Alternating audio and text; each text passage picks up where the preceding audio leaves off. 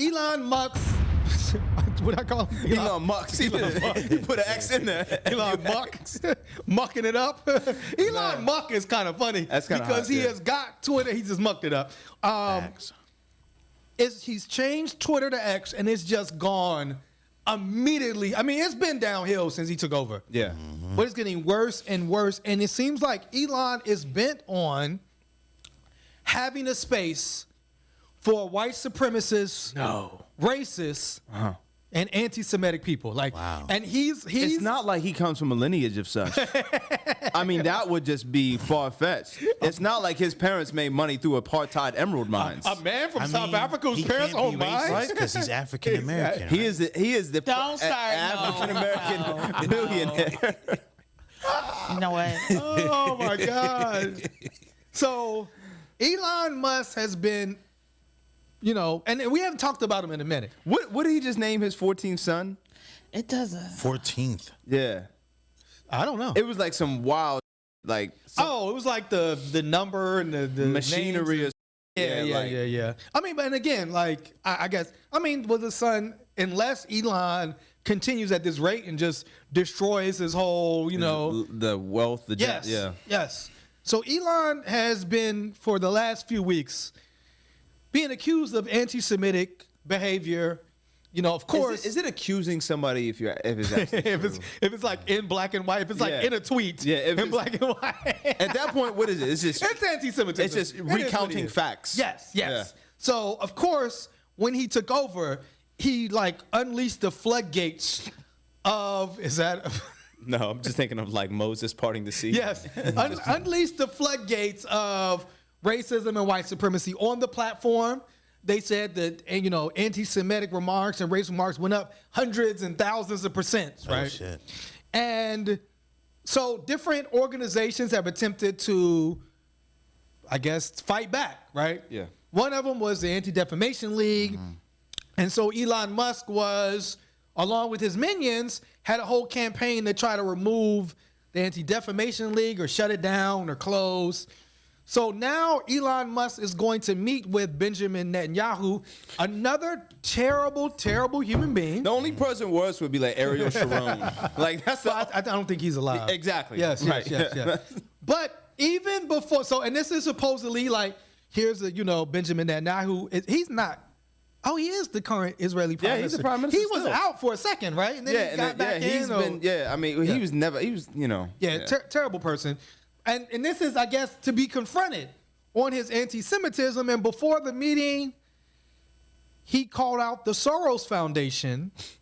And this is one of those, like what do they call it? Dog whistles? Dog whistles. Right, this idea that, like, Jewish people control the world. And so Soros is somebody who's like the puppet master, and he's controlling the world. And according to Elon Musk, basically, he says the Soros organization appears to want nothing less than the destruction of Western civilization. Like that's like a comic book line. It is. I mean, come on, man. You know what I mean? Really?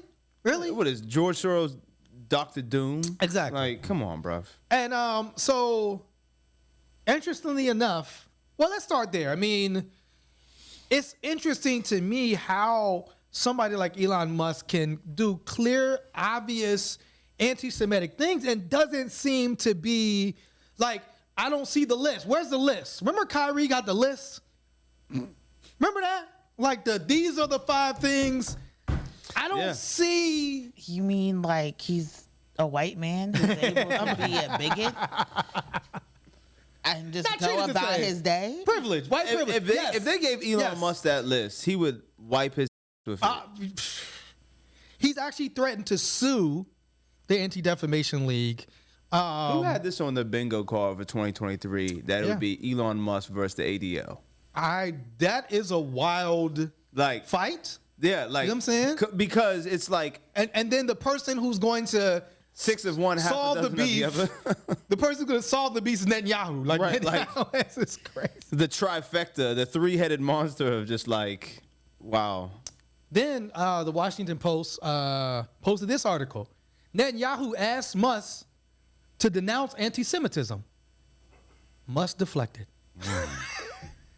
Surprising. You know what I'm saying? Like, nah, I like hating Jews. Like, that's what I'm here for. What the hell? It's like, you know what I'm saying? you're going to get these weird kid names from me, and you're going to get some anti-Semitism. I might even throw a little bit of swastikas if I'm feeling spicy. Miracle, you were a frequent Twitter user. It says Netanyahu. I always try to put me in stuff. Netanyahu said, I hope, this is what he said to Musk in the meeting, said it was live streamed. I hope you can find within the confines of the First Amendment the ability to stop not only anti-Semitism or roll it back as best you can, but any collective hatred of people that anti-Semitism represents. Musk told Netanyahu, while he's personally against anti-Semitism, free speech does at times mean that someone you don't like is saying something you don't like. If you don't have that, then it's not free speech. I mean, You're going to get this hate, Miracle. If you go on the app. I mean, that's the whole reason he claimed to buy what was then Twitter. Yes. Is that he wanted more bigotry. His daughter, he believed like Twitter radicalized his daughter into being trans, so he felt like more bigots needed to be platformed. Oh, really? Yeah. Oh, absolutely. I totally forgot that, That was the whole Elon Musk had a purpose. trans kid. Yeah, Yes. I forgot all about Wants that. bigots to be platformed because feels like too many black queer people are gaining power and making changes. So even when Brazil won the election, it was like a leftist election, he was like, well, we need to go and see what happened there. I was like, no.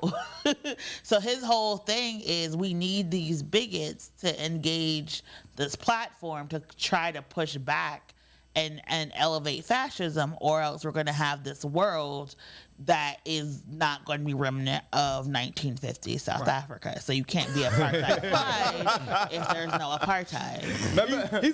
He's bringing apartheid back in the digital space. He's about to be the That's slavery wild. Avery, the slavery Avery of the social media world. So clearly it's not free. And that's what's so wild. It's like, no, it's not free speech. It's because there was, free speech to an extent. And you felt that the speech that your daughter found wasn't, and I guess that cost you too much, right? That cost you a relationship with your daughter. You know what I'm saying? So that's what's fascinating about it. I just think it's ridiculous because I've never seen someone just buy a product and just destroy it. Yes. Just because of their own ignorance and bigotry. And that's why he's trying to sue the ADL, because all the advertisers are leaving. Yes. And like all he had to do was give people a chronological timeline and throw a little ad, and he would have been fine. Yeah, right.